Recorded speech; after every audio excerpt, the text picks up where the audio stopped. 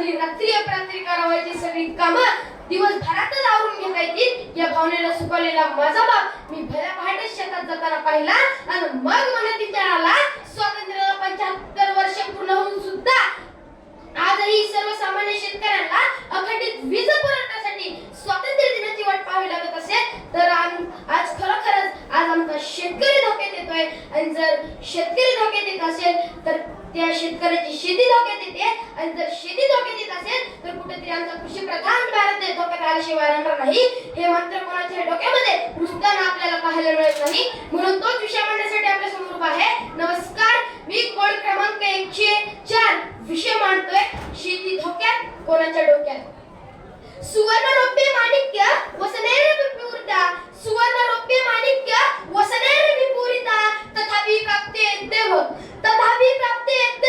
कृषिका न भक्त कृष्णया. अर्थात सोने चांदी माणिक्य मोत्यांनी ऐश्वर्य संपन्न असणारी व्यक्ती सुद्धा आपल्या इंदुभर पोटाच्या पिसभर भुकेसाठी या जगाच्या पोशिंद्याचं ठाई अर्थातच माझ्या शेतकरी बापाची ठाई अवलंबून असते. शेतकरी होणं म्हणजे कडवा लढाई या होणं त्याचा लढा असतो लहरी निसर्गाशी काकडं भरणाऱ्या थंडीशी आणि काकडं जाळणाऱ्या वाऱ्याशी. सर आज आमच्या भारत देशाला कृषी प्रधान भारत देश म्हणून ओळखले जातं आणि याच भारत देशामध्ये स्वामित्व असणाऱ्या प्रत्येक गोष्टीचा भाव ठरवण्याचा अधिकार हा त्या मालकाचा असतो.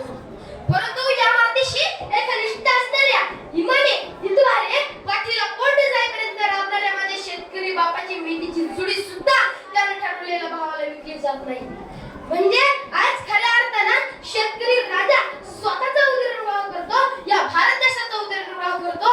ही शेती धोक्यात येत आहे परंतु याचा विचार तुमच्या आमच्यासारखे सर्वसामान्य लोक करताना पाहायला मिळत नाही. सर मुळात शेती का धोक्यात आली आहे कारण आज पाऊस सुद्धा पूर्वीसारखा वागत नाही. अख्खा पाऊस का निघून जातो पण चिखल पाहायला लागत नाही. असा हा बिनभर आयुष्याचा पाऊस कधी कमी तर कधी अतिवृष्टी होते आणि अशा या भयावह परिस्थितीत सुद्धा एकाच्या 1000 दाणे करण्याची कुवत ताकद क्षमता ही त्या शेतकऱ्याच्याच ठाई असते.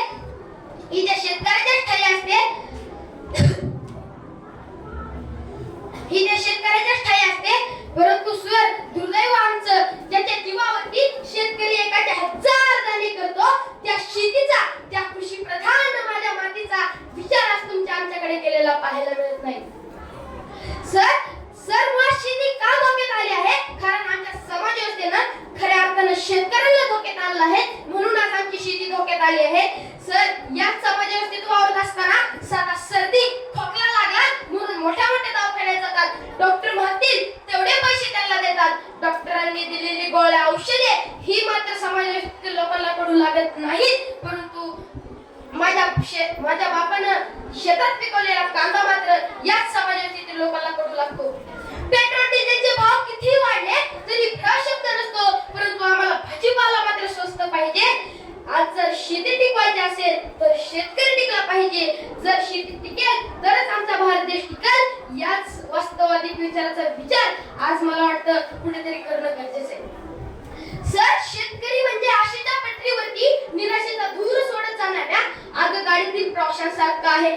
त्याची सुरुवात तर मात्र आशावादी होते परंतु त्याचा शेवट मात्र निराशावादी झाल्याशिवाय राहत नाही. म्हणूनच तर या शेतकऱ्याच्या आशावादात एवढंच म्हणतो बांधावरची बाबळी सुद्धा आता गद्दार झाली आहे. कुणब्याचा जीव घेण्यासाठी तिनेही एक फांदी राखून ठेवली आहे. बांधावरच्या बाबळीवरती कुणब्याचं धड लटकत असतं. तेव्हा पुचकावण्याशिवाय रडणारं सुद्धा दुसरं कोणी नसतं. आणि सर जाता एवढंच म्हणतो की वाराचा